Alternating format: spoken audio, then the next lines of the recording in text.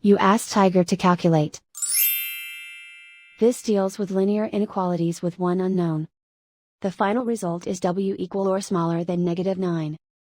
Let's solve it step by step. Isolate the w. Divide both sides by -5.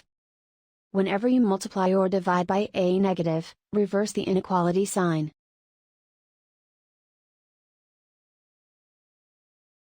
Cancel out the negatives.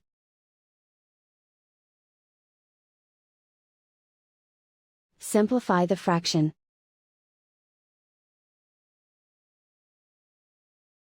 Move the negative sign from the denominator to the numerator.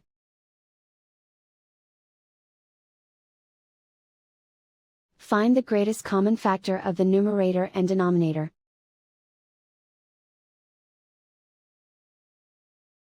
Factor out and cancel the greatest common factor.